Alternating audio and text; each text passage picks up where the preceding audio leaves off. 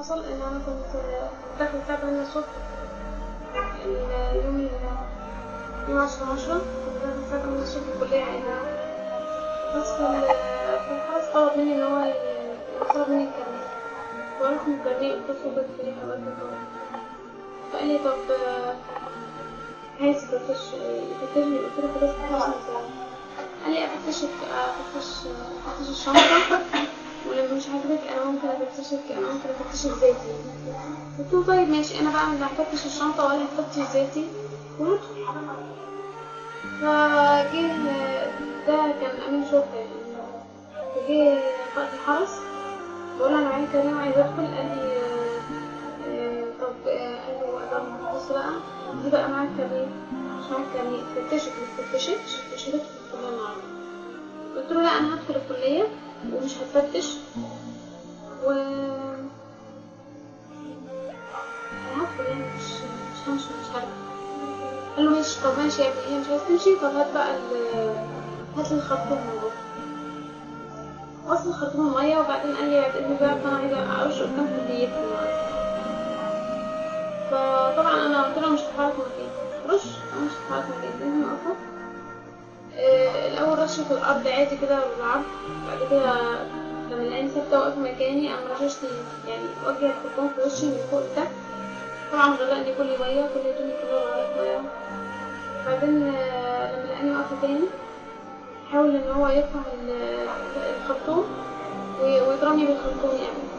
فانا تفاديته، ولما تفاديته راح شددني من الخمار بتاعي. فانا بحاول ابعده عني يعني خماري كان هيتخلع يعني، فانا كنت بحاول ابعده عني واحافظ على حجابي. فضربني بالشوك في رجلي. علاوة عن ان هو كان مش ضربني انا بس يعني، هو ضربني بالشلوت في بطني اساسا، وضرب ناس تانيين كتير جدا. هو طلع هو ومناء الشرطة كلهم ضربوا كل البنات في الشلوت يعني كله ضرب. بعد كده حصل ايه؟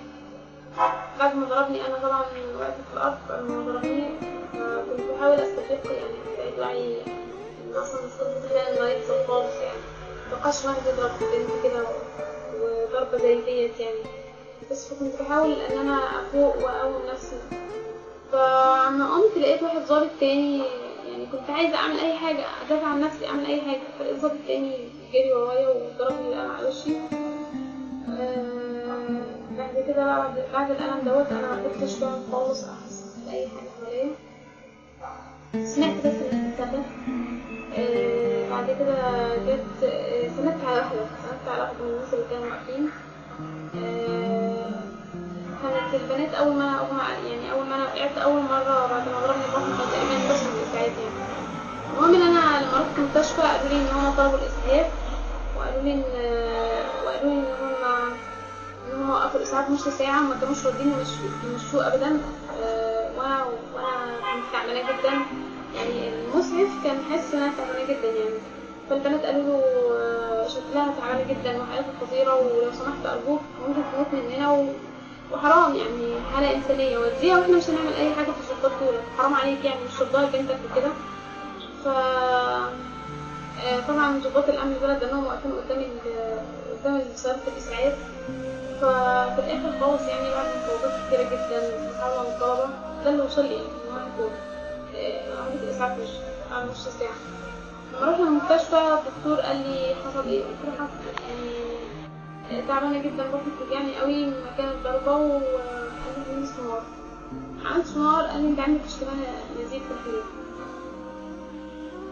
لما قال لي كده قال لي أنت تحتاجي 24 ساعة تحت الملاحظة. قلت له طيب ماشي، ده واحد ضربني وانا عايزه اعمل محضر يعني. رحت عشان اعمل محضر في نقطه المستشفى، عطلوني كتير جدا ويعني قدامي مش مشوني الورق بسرعه. اما الدكتور قال لي هاتي تذكره عشان تحجزي 24 ساعه يعني في الملاحظه. عطلوا معانا يعني مش كانوا راضيين يمشونا الورق وعطلونا يعني. التذكره دي بتاخد 5 دقايق، قعدنا نص ساعه عشان نجيب التذكره. وصلنا فوق الدكتور قال لي كمان شوية تعملي أشعة تانية نشوف ايه الأخبار يعني. بعد الظهر تقريبا أو عصر كده يعني قبل العصر شوية نزلت تاني. ما كنتش على فكرة، ما كنتش قادرة امشي، كنت بيحركوني على كرسي، يعني هما نزلوني من الاسعاف على الكرول، ونزلت من الكرول قعدت على السرير، الدكتور كشف عليا، وبعدين نزلوني قعدوني على كرسي، رحت في السونار وطلعوني بالكرسي، نزلوني بالكرسي، حالة الكرسي لغاية ما فخدوني عملوا سونار تاني وقالوا لي اطلعي تاني. طلعت تاني، ما قاليش ان انا بقيت كويسة مثلا او ان انا حاسة.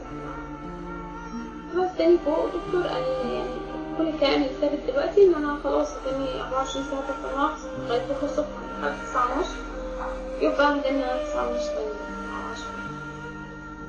بس فدخلت الساعة 10 بالليل، الساعة 9:30 تقريبا، جاء واحد دكتور يعني اسمه تقريبا سيد عبد المجيد، جه قال لي انا كنت تعبانة جدا ساعتها، قال لي على فكرة انت حالتك بقت كويسة جدا، انت لازم تخرجي دلوقتي. قلت لها يا فندم يا دكتور، طب يعني انا ما ينفعش اخرج، لازم اخرج دلوقتي، يعني ما ينفعش الصبح، انا فعلا تعبانة جدا ومش قادرة امشي، مش قادرة اقف. قام قال لي لا لا انت بقيتي كويسة ان شاء الله، ولو دعوكي مصالحة او اي حاجة حصلت بينك وبين الضابط دوت تصالحي معاهم وكده يعني. وقال لي اداني تيكت تيشيرت، وقال لي امن الدولة ابعتلك علم مصر عشان تعلمي. طبعا استغربت من ردة فعلي. والدكتور ده طلع، طبعا الدكاترة اللي كانوا معاه قاعدين معايا طلعوا كلهم وسابوني في الأوضة. طبعا انا اتنفست الموقف، زعلت قوي قوي، يعني الموضوع مش موضوع تيكت وعلم مصر، موضوع ان انا تعبانة، يعني بنت انضربت وعندها نزيف، يعني اي اب او اي ام او اي بنت مش راضية عن نفسها، انا مهما كان بنت، يعني مهما كان السبب، يعني حتى لو انا، يعني انا شايفه ان انا في القصه دي كلها ما اخطاتش، انا واحده رايحه اتعلم، ده كله بحافظ على نفسي، ايه يفتشني ذاتي، ده كله يحصل عشان هو عايز يفتشني كده، ما كانش يصح خالص، يعني يكون الحكايه بدافع عن حقي بس. ففي الاخر يقول لي علم مصر. المهم يعني خلصت مع الدكتور على ان انا تعبانه جدا ومش قادره واخش ارتاح. دخلت الاوضه ودخلت نمت. بعدها شويه جت ممرضه، فين الحاله؟ اسمها اشرف. لا ايش حضرتك لازم تمشي دلوقتي حالا، لان الامن هيجي يتعاقب بالقوه وفي مشكله. قلت لها امن ايه حضرتك؟ قالت لي الامن بتاع المستشفى تحت فيه شد عنيف بسبب الحاله دي، لازم تخرجي. قلت لها انا تعبانه، يعني ايه اللي هيحصل واحده تعبانه مريضه مثلا، يعني لا قدر الله، يعني افرض تعبت في المستشفى حصل لها حاجه، فسيبوني بس لغايه الصبح، انا بقول بس سيبوني شهر، يعني لغايه الصبح بس، يعني انا هخرج بالليل كده ازاي؟ قمت تاني تقريبا الساعه 1، راجل تاني راجلين جم وخبطوا على الباب، فين الحالة؟ حضرتك قال له والدتي حضرتك بنتي لازم تخرج دلوقتي حالا، والامن مشددين على الحالة دي، والمستشفى كلها مشدودة والمستشفى كلها مضغوطة، وحضرتك لازم تخرجي دلوقتي حالا، والامن تحت، امن المستشفى بينبه عليك كده بدون شرع عشان ما تتأذوش. نفس الكلام اتكرر، انا كنت تقريبا نايمة تعبانة ومش هقدر امشي. تاني يوم الصبح جت لي ممرضة بتقول لي احنا خدت المحلول اللي كان متعلق لي، كان في كانولا اسمها خدت المحلول اللي كان مرمي جنبي، خدته ورميته في سلة الزبالة، وبتقول لي احنا هنبدأ الاستقبال بقى. انا بقول لك ماشي. طبعا الصبح بدري يعني، طبعا انا كنت همشي بعد 24 ساعة كنت همشي يعني، بس فلما جه معاه خروجي والحمد لله اطمنت على انا، يعني انا بقيت كويسة وقادرة امشي. خلاص ماشي. بس الموضوع كله كان يعني ايه، يعني المفروض الطبيب وظيفته اولا واخيرا ان هي انسانيه وتتعلق برحمه البني ادم. يعني انا طبيب، واحد عندها نزيف الله يتعالج عنها، ترمي المحلول بتاعها وتقولي ان هو، ترمي المحلول بتاعها وتقول لها ده استهبال، ولا دكتور يقولي على مصر؟ يعني مش عارفه لو بنته كانت مكاني كان هيعمل لها ايه، يعني انا ما اعرفش لو اي واحد فيكم بنته كانت مكاني ولا اي ام كانت بنتها مكاني هتعمل ايه. كل اللي انا عملته وكل اللي انا كنت عايزاه ان انا ادخل من غير ما افتش، يعني ايه بنتي تفتش اشوفها تفتش ازاي، ويقول لي، بقول له طب ليه تفتشني كده، يقول لي مزاج امي. وحدات أمة. ايه اللفظ ده؟ يعني ايه امن في جامعة الازهر يقول لي بنت كده؟ يعني ايه وحدات أمة؟ مش عارف هو بيتكلم عن يعني احنا ناس ازهرية وناس محترمة. ايه كده؟ هذه رسالة انا بقدمها اوجهها للاخ اللي ضربني ده، اسمه عمرو خلاص، وواحد اسمه علي امين شرطة، ومحمد امين شرطة، واحمد تقريبا، وناس كتير بتاعتنا انا مش عارفة اسمهم.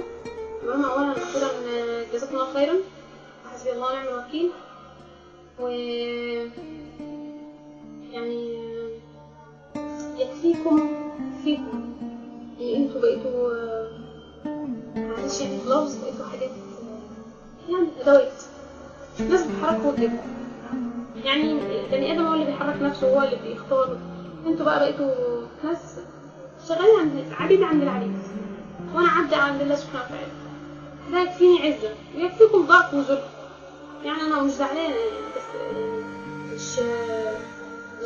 مش اللي انا اتكسرت، لا، اوعى تفتكرني اتكسرت. انا زدت قوه بالله سبحانه وتعالى عشان انا صاحبة حق وهاخد حقي ان شاء الله، ان شاء الله هاخد حقي.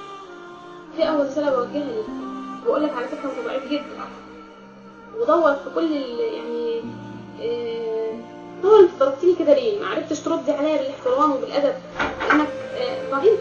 ضربتيني عشان انا ثابته ما رضيتش امشي. فدور في موقف هتلاقي نفسك ضعيف، اولا واخيرا قدام نفسك وقدام اي حد تاني وقدام ربنا. تاني رساله بوجهها للنظام، بقول للنظام المفروض النظام ده ولي امر برضه جزاهم الله خيرا.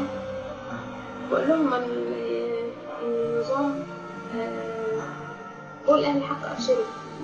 النظام بقى في اضعف مراحله، بيتعامل بفوضى همجيه، مش بقى بيتعامل مع بني ادمين مستقيم، عايز يفرض واقع على الناس ان هو بقى ما عادش فيه غير البلطجه وما عادش فيه غير كذا وما عادش فيه غير البهدله، وان الستات لما تطلع هيحصل كذا وكذا وكذا، وان البنات بتنضرب وهتتاخد في البوكس وهيحصل وهيحصل وهيحصل. هو ده اللي النظام عايز يوصله. بنقول للنظام خليك فاهم اللي انت فاهمه، بس الشعب دوت شعب كويس جدا على فكره. انا يعني يعني الله سبحانه وتعالى يمكن الذين استضعفوا في الارض ويجعلهم الوارثين.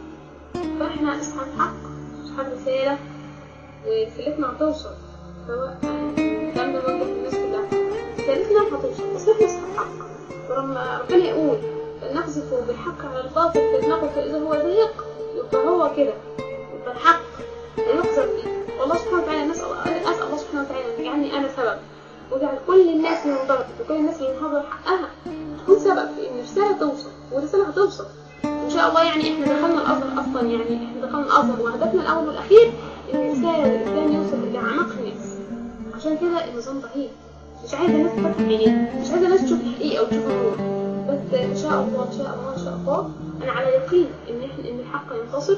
وقلنا النظام يعني ايه، اللهم لا شماته، ولكن افرح قوي انت خلاص بقى، يعني التقط انفاسك الاخيره، نفسك انت كده خلاص بتودع. وانا الناس مؤمنه بان انا عارفه يعني. واولا واخيرا بقول ان كل واحد بس مش هيهتم بالموضوع، مش بتكلم عليا انا شخصيا، ولكن كل واحد مش هيهتم بان بنت انضربت، بنت مصريه، بنت مسلمه، بنت ازهريه، كل واحد مش هيهتم بالموضوع، يبقى حسبي الله ونعم الوكيل. انت ضيعت نص اخت مسلمه ربنا سبحانه وتعالى يسالك عنها القيامه، ضيعت حق ناس كتير قوي. هو اللي مضيع الشعب المصري، بنضرب على قفانا ونسكت. لو كان لينا رد فعل الاول ما كانش ده كله حصل.